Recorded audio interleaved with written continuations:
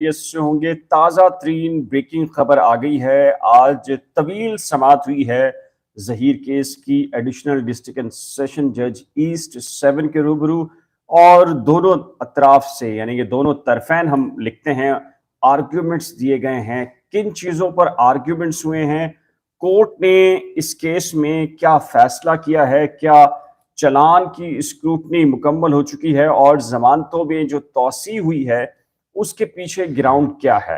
29 اگست کے لیے اگر ضمانتوں میں جو توسیع ہوئی ہے تو اس کے ریزنز کیا ہیں۔ اس کے علاوہ یہ اطلاعات بھی آ رہی ہیں کہ جو اسکروٹنی کا پروسیس ہے وہ عدالت نے اس کو مکمل کر لیا ہے۔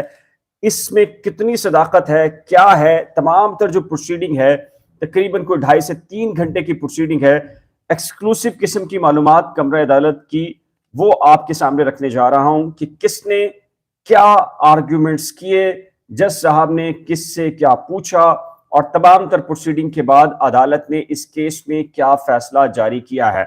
سب سے پہلے تو جیسا کہ ہم آپ کو بتا رہے تھے کہ بہت سارے ایسے لوگ جو جھوٹ پر مبنی پروپیگنڈا کر رہے تھے، آپ کو گمراہ یہ کر رہے تھے کہ آج ملزمان جیل کی سلاخوں کے پیچھے ہوں گے، چلان آ گیا ہے، اب یوں ہو جائے گا، آئین پاکستان کے تحت یوں ہوگا، اور سی آر پی کے تحت یوں ہوگا، اور عدالت اب یوں کرے گا۔ اور کسی کے تھمبنیلز یہ تھے کہ جی بڑی پیش رفت اور بڑا کام ہو گیا، پھر دوبارہ ملزمان پھر دوبارہ سے پھنس گئے، اور وہ پھنساتے تقریباً کوئی ہزاروں مرتبہ یہ تھمبنیلز بنا چکے ہیں، لیکن آج تک ان کا ایک بھی ایسی پریڈکشن نہیں ہے جو آج بھی سچ ثابت ہو رہی ہو۔ آج بھی ظہیر اور شبیر کی ضمانتوں میں توسیع ہوئی ہے۔ جی ہاں، آج بھی ظہیر اور شبیر کی ضمانتوں میں توسیع ہو گئی ہے، اور کیا یہ توسیع اگلی تاریخ پر کنفرمیشن کی طرف جا رہی ہے۔ بڑی بریکنگ خبریں میں نے آپ سے شیئر کرنی ہے، اور کمرہ عدالت کا جو ماحول تھا وہ بھی آپ کو بتا دیتا ہوں، اور آپ کو دونوں اطراف کے آرگیومنٹس بھی بتا دیتا ہوں۔ سب سے پہلے بات کر لیتے ہیں جی آرگیومنٹس جو چلان پر ہونا تھے۔ جیسا کہ ہم کل آپ کو جعفری صاحب اور میں نے بہت ڈیٹیل کے ساتھ بتایا تھا کہ چلان اور ایم ایل او دو یہ میٹرز ہیں جو پہلے اٹھائے جائیں گے، اور اس کے بعد جو ملاقات اس کا 161 164 اور یہ دیگر جو چیزیں ہیں یہ بعد میں ہیں، اور ضمانت بھی کا معاملہ بھی جو آئے گا وہ بعد میں ہوگا۔ تو کیا ہوا ہے، سب سے پہلے ایم ایل او کی رپورٹ، یعنی کہ ایم ایل او کروایا جائے۔ اس کے اوپر جو مدعی مقدمہ ہیں ان کے جو وکیل تھے ان کے یہ آرگیومنٹس تھے کہ جی ہر صورت میں ایم ایل او کروایا جائے، اور انہوں نے اپنی دلیل کے طور پہ یہ کہا کہ چونکہ اس میں ریپ کی سیکشن لگ گئی ہے، اور وہ ریپ کی سیکشن ہونے کی وجہ سے لازم ہے کہ ہم نے یہ ثبوت پیش کرنا ہے، اور وہ ثبوت اس وقت تک ہمارے پاس نہیں آئے گا جب تک کہ ایم ایل او نہیں ہو جاتی۔ یہی وہ چیز ہے جس کی طرف ہم پہلے سے نشاندہی کر رہے تھے۔ آج گل محمد جو فاروقی ایڈوکیٹ ہیں، ظہیر کی قانونی ٹیم کا حصہ ہیں، انہوں نے زبردست قسم کے آرگیومنٹس کیے ہیں، اور ان کے سب سے پہلے جو آرگیومنٹس تھے انہوں نے کہا کہ سر میں نے ایم ایل او رپورٹ کے حوالے سے بات کرنی ہے، اور میں خود جو ایم ایل او رپورٹ کے اوپر جو انہوں نے آرگیومنٹس دیے ہیں تو میرے بھی آرگیومنٹس ہیں، تو لیجئے ذرا مجھے مہلت دے دیجئے اور میں وہ آرگیومنٹس کرنا چاہتا ہوں۔ جس پر عدالت نے انہیں کہا کہ آپ آرگیومنٹس کریں، اور گل محمد فاروقی جو ہیں انہوں نے طویل آرگیومنٹس کیے۔ انہوں نے سب سے پہلے جو نقطہ اٹھایا، انہوں نے کہا کہ جو مبینہ مغویہ ہے اس کے جو ڈاکومنٹ ہیں، نادرا کے ڈاکومنٹس ہیں جس میں برتھ سرٹیفکیٹ اور دیگر چیزیں ہیں، سندھ ہائی کورٹ نے ان کو نہیں مانا۔ نمبر 1، عدالت نے میڈیکل کروایا۔ نمبر 2، میڈیکل کروانے کے بعد جو ایج آئی اس کے بعد یہ مبینہ مغویہ پر چھوڑ دیا کہ وہ جس کے ساتھ جانا چاہتی ہے وہ چلی جائے۔ نمبر 3 کہ وہ مغویہ اس سے یعنی کہ جو پیرنٹس کا دعویٰ تھا اس کے برخلاف اس نے اپنے شوہر کے ساتھ جانا پسند کیا۔ نمبر 5 انہوں نے اپنے آرگیومنٹس میں کہا کہ یہ معاملہ پھر جسٹس محمد جنید غفار صاحب کا جو آرڈر تھا وہ سپریم کورٹ لے کر گئے، اور وہاں پر یہ سارا کی سارا مدعا رکھا، لیکن سپریم کورٹ آف پاکستان کے 3 رکنی بینچ نے، جس میں جسٹس سجاد علی شاہ، جسٹس منیب اختر اور جسٹس محمد علی مظہر، انہوں نے ان کے اس دعوے کو رد کر دیا اور یہ کہا کہ جی بچی ہے، کوئی گائے بکری بھینس نہیں کہ آپ کو آپ کے حوالے کر دی جائے، اس کی جو مرضی ہے وہ فائنل اتھارٹی ہے۔ اور عدالت نے فی الحال جو معاملہ کیا وہ صرف اور صرف جو آلٹرنیٹ ریمیڈی تھی میڈیکل کے حوالے سے اس کی پرمیشن دی. ایک بہت ہی اہم نوعیت کی طرف جو ہے وہ آج گل محمد فاروقی ایڈوکیٹ نے آرگیومنٹس کیے ہیں. انہوں نے یہ کہا ہے کہ جوڈیشل مجسٹریٹ صاحب، اس سے پہلے جو جوڈیشل مجسٹریٹ صاحب تھے، انہوں نے ایم ایل او سے متعلق رپورٹ ریجیکٹ کر دی تھی. یہ بہت ہی امپورٹنٹ قسم کا پہلو ہے، اس کو ذرا غور سے سنیے گا اور اس کے بارے میں جو فیوچر کا فیصلہ ہوگا میرا خیال ہے کہ آپ اس کو سمجھ پائیں گے. گل محمد فاروقی ایڈوکیٹ نے کہا، جو ظہیر کے وکیل تھے، کہ judicial magistrate M L O کروانے سے متعلق مدعی مقدمہ کی درخواست مسترد کر چکی ہے، لہٰذا وہ یہ محسوس کرتے ہیں کہ جو موجودہ کورٹ ہے، چونکہ ابھی چلان ابھی اپروو نہیں ہوا، تو یہ ایڈیشنل ڈسٹرکٹ اینڈ سیشن جج ایسٹ 7 کی جو عدالت ہے، یہ بھی بیسکلی اس وقت اس کا معاملہ جوڈیشل مجسٹریٹ تک کا ہے.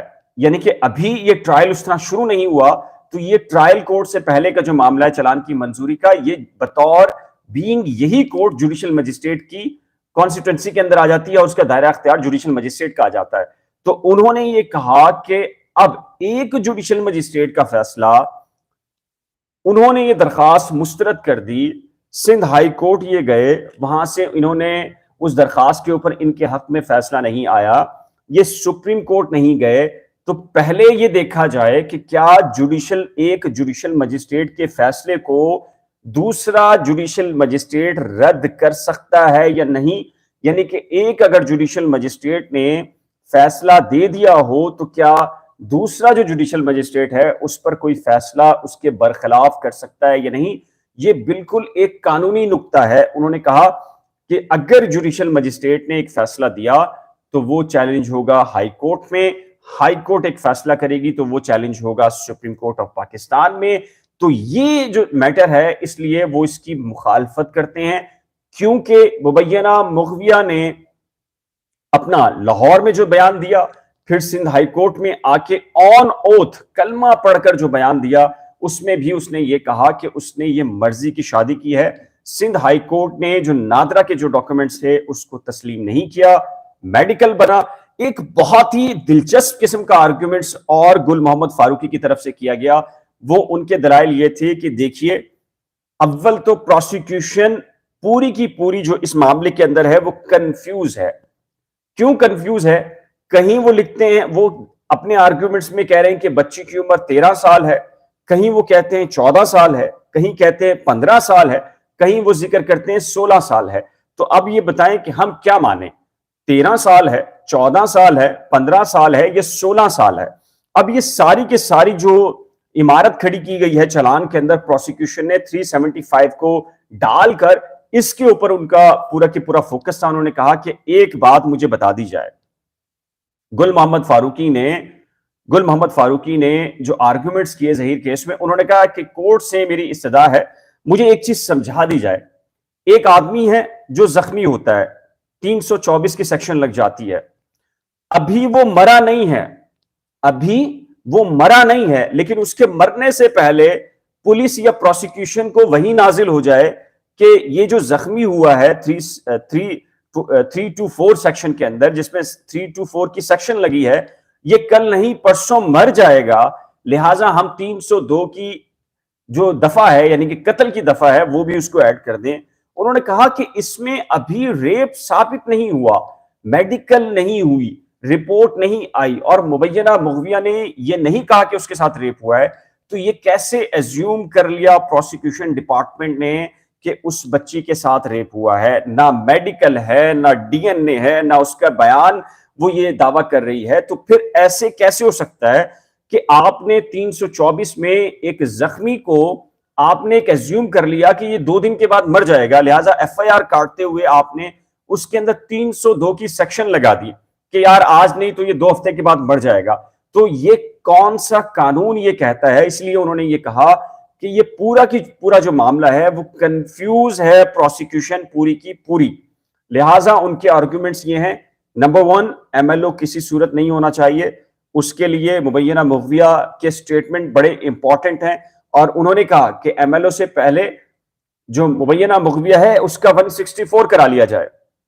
کیوں کرا لیا جائے؟ انہوں نے کہا کہ ڈے ون سے جو مبینہ مغویہ کہہ رہی ہے اس چلان کی جو پوری عمارت ہے یا پوری کی پوری بلڈنگ جو کھڑی کی گئی ہے اس سے بہت ساری چیزیں واضح ہو رہی ہیں.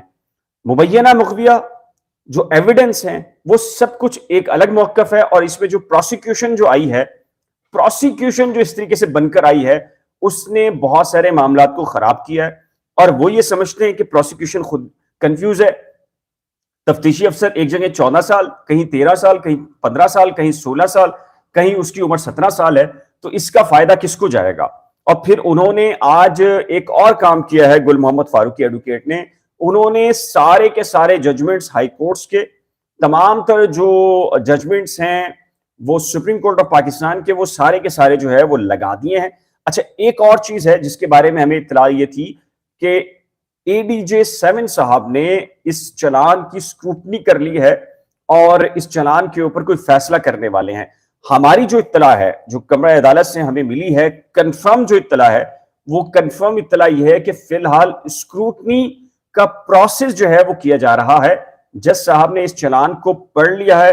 اب جج صاحب یہ کل ریلیز کر دیتے ہیں جو چلان کی سیکشنز کے حوالے سے آرڈر, یا پھر پیر کو رکھیں گے. اب پیر کو کیا ہونا ہے؟ اب میں بتاؤں, ظہیر اور شبیر کی اسی لیے آج ضمانتیں منڈے تک کے لیے جو ہے وہ ایکسٹینڈ ہو گئی ہیں, اور عدالت نے انہیں گرفتاری سے روک رکھا ہے. آپ کو پتہ ہے کہ وہ گرفتار نہیں ہے, لیکن جو لوگ بھی آئین پاکستان کے تحت اس خواہش کا اظہار کر رہے تھے کہ آئین پاکستان کے اندر ایسی کوئی سیکشن نہیں ہے, نہ دفعہ موجود ہے کہ ظہیر اور شبیر اب سینٹرل جیل کی سلاخوں کے پیچھے نہ ہو, تو آج بھی لیجئے, آج بھی ظہیر اور شبیر کی ضمانتوں میں توسیع ہو گئی ہے. پہلی چیز تو یہ ہے.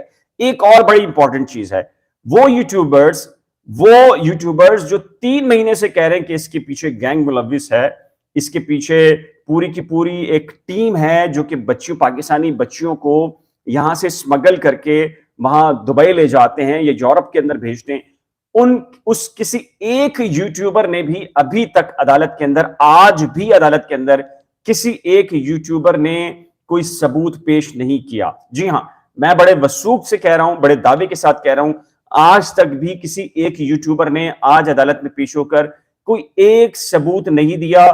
کڈنیپنگ فار رینسم 25 لاکھ روپے کا جو دعویٰ کیا گیا تھا, کہ کہا گیا تھا کہ یہ جو گینگ ہے یہ 25 لاکھ مانگ رہا ہے, اور اس کو اگر 25 لاکھ روپے نہ دیے گئے تو انہوں نے کہا کہ بچی کو جو ہے ہم آگے فروخت کر دیں گے.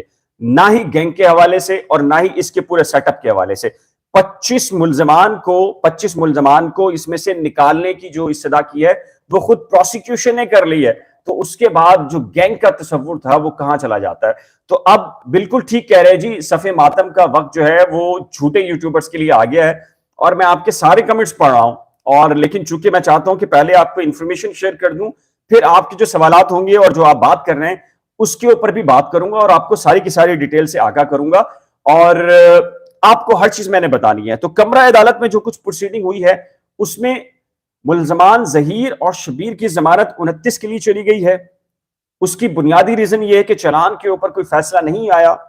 ہم نے آپ کو 3 دن پہلے کہا تھا کہ یہ چلان پڑھنے کے لیے 10 صفحات پڑھنے اور اس پر آرگیومنٹس کرنے کے لیے بھی اچھا خاصا وقت چاہیے, لیکن بہت سارے لوگوں کی خواہش تھی, بہت سارے, کچھ اللہ تعالیٰ نے ان کو عزت دی ہے لیکن پتہ نہیں وہ اپنی عزت کے ساتھ کیوں کھلواڑ کر رہے ہیں, اور وہ یہ کہہ رہے تھے کہ آئین پاکستان کے تحت جو ہے وہ ظہیر اور شبیر اب جیل کے پیچھے ہوں گے, سلاخوں کے پیچھے ہوں گے. تو دیکھ لیجئے آج بھی عدالت نے ان کی ضمانت میں توسیع کر دی ہے, اور ہم آپ سے یہ کہہ رہے تھے کہ یہ معاملہ جس طریقے سے لوگ مس گائیڈ کر رہے ہیں ویسا نہیں ہے, ہونا وہی ہے جو عدالت نے کرنا ہے. ہمارے پاس کوئی ایسا نہیں ہے کہ بلال کے پاس یا علی جعفری صاحب کے پاس جو ہے وہ کوئی وحی آ رہی ہے یا ہمیں کورٹ سے پہلے کوئی انفارمیشن دے رہا ہے. ہم آپ کو جو آئین ہے, قانون ہے, قانون کی جو شکیں ہیں, جو کورٹ کا پروسیجر ہے, کس طریقے سے کورٹ چلتی ہے, کورٹ کا طریقہ کار کیا ہوتا ہے, چلان پہلے ڈسکس ہوتا ہے, چلان کے اوپر بات کی جاتی ہے, پھر اس کی منظوری ہوتی ہے, پھر یہ رپورٹ ڈسکس ہوتی ہے, پھر فرد جرم بنتی ہے, پھر چارج فریم کیا جاتا ہے, اس کے بعد ایویڈنسز چلتی ہیں, یہ سارا پروسیجر ہے. لیکن ظاہر ہے کہ ایسے بہت سارے یوٹیوبرز ہیں جو جھوٹ کے پلندے, یعنی کہ جھوٹ پہ جھوٹ, جھوٹ کے جھوٹ آپ کو بولتے جاتے ہیں. آج بھی, آج کے بعد بھی جو ان کے تھمبنیل ہوں گے وہ یہی ہوں گے کہ ظہیر اور شبیر کے گرد گھیرا تنگ. اگلی سماعت پر گرفتاری پکی، جو گینگ ہے وہ آج بے نقاب ہو گیا. وہ یہ ساری باتیں کریں گے، لیکن ہوگا کیا؟ ہوگا وہ کہ آخر میں وہ بتائیں گے کہ اس کیس کی سماعت جو ہے وہ 29 اگست کے لیے ملتوی کر دی گئی، ملزمان کی ضمانت میں توسیع کر دی گئی. اندر کچھ نہیں ہوگا سوائے اسٹیریو ٹائپ سٹوریز کے. اچھا جی، ایم ایل او کے بارے میں یہ کہہ چکا ہوں. دیکھیے، ایک جوڈیشل مجسٹریٹ اگر ایم ایل او کی اپلیکیشن کو رد کر دے تو دوسرا جوڈیشل مجسٹریٹ اس کے فیصلے کو سٹ اسائڈ نہیں کر سکتا. یہ قانون ہے. عائشہ گل، آپ کو میں یہ بتا رہا ہوں. اور دوسرا بھی سن لیجئے آپ کا سوال. آپ کا جو سوال ہے، ایم ایل او کا اس وقت پرپس نہیں ہوتا. براہ کرم ٹھنڈے دل و دماغ کے ذرا سن لیجئے.